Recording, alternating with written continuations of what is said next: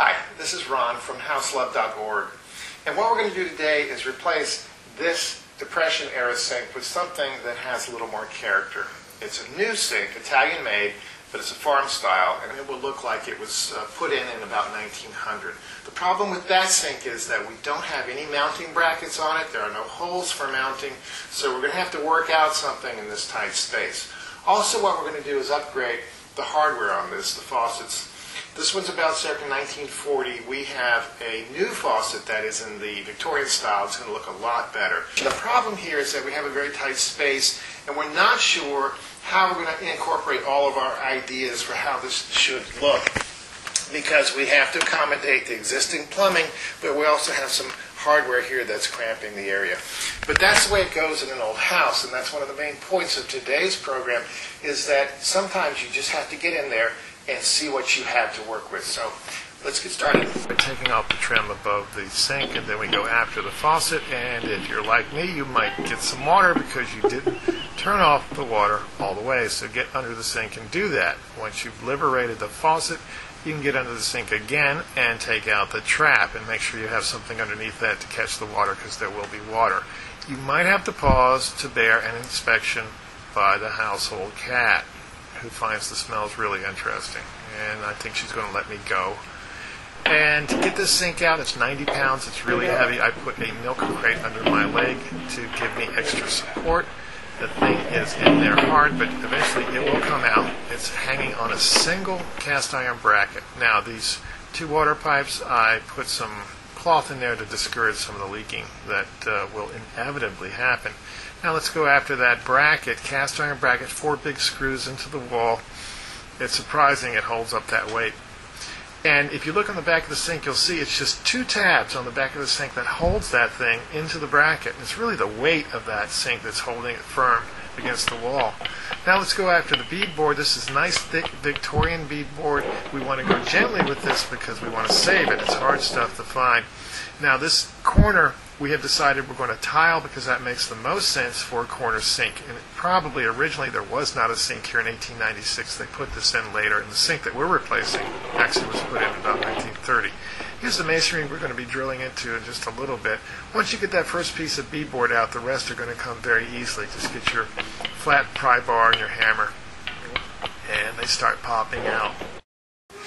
Hi, I'm back to talk about some of the challenges. First problem we have here is that the plumbing pipes are 3 inches from the masonry because there is a joist right here.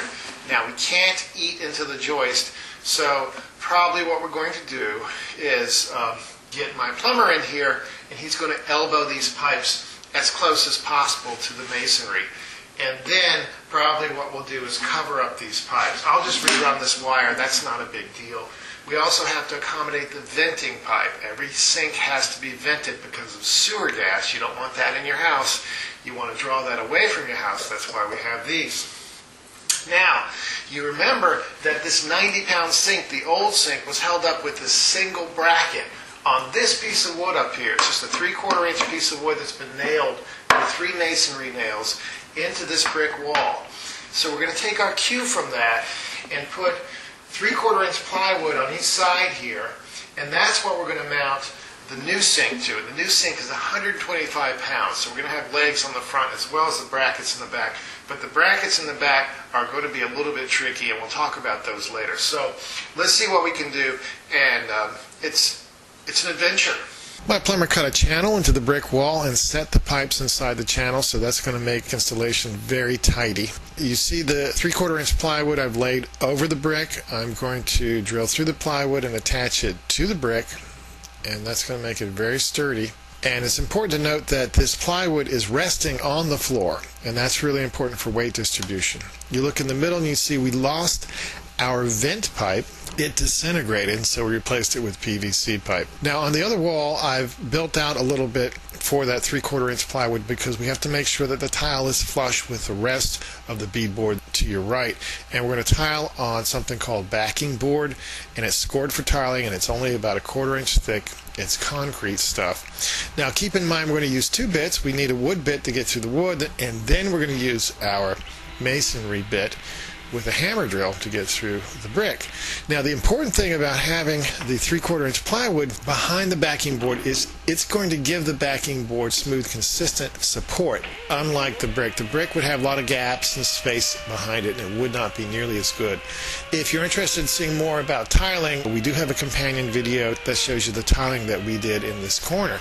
Now, here I am with a masonry bit drilling through the backing board because we have to cut some circles to accommodate the plumbing. Once you've got your drill hole, you just put your jigsaw in there and cut your circle. And as you see, I'm not real exact with my circle because I'm going to tile over this, but I bet you can do a neater job than I'm doing right here.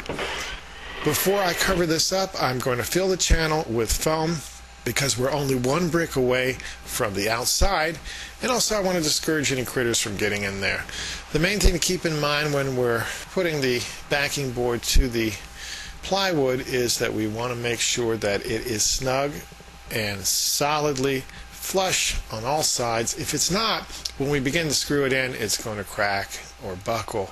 Before we make our final attachment, we want to get our level out and make sure that the tiling lines are parallel with the floor. That's really important. Now, I found two really cool cast iron legs. What we have to do is make sure that the brackets that we're going to attach to the wall are going to be level with these legs, and that's going to take some measurement. If you look at the upper right hand corner of this leg, you'll see this projection at the top of the leg, and what we're going to have to do is bridge these two projections from leg to leg and create something like a towel bar, and you'll see that in a minute. Now, the brackets we're using could be found from the 19th century through like the mid 20th century. They're typical bathroom sink brackets, cast iron. Now, keep in mind we are drilling here through the backing board into the plywood only, not into the brick wall. Brick wall is not as stable a support for this kind of weight, and that's why we're using 3/4 inch plywood with a lag bolt. That's going to be very solid support for that weight. Here we've dropped the big heavy sink on the leg and the bracket, and now you've got to make sure you've got everything level. Chances are, if your floor is like mine, you're going to have something weird, and you might have to prop something up like here I did with this one leg. Now, you remember I was talking about bridging those two legs with that weird projection, and so we found this wrought iron bar that works great. It's like a towel bar, so we're just going to attach it with some screws to the bottom. Here's the finished product. We're really happy with it, especially if you compare this to where we started. The original sink in this space was kind of funky. Now we think the corner's nicely dressed up and looks a lot better.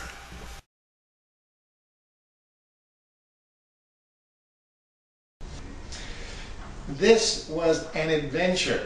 The main thing to keep in mind about old houses is that you never know what's going to happen, so you have to stay flexible and go with it. In this case, we got lucky. Everything played out pretty much the way we wanted it to, but next time, who knows? I'm Ron. Jill is my partner. We are houselove.org. Thanks for joining us.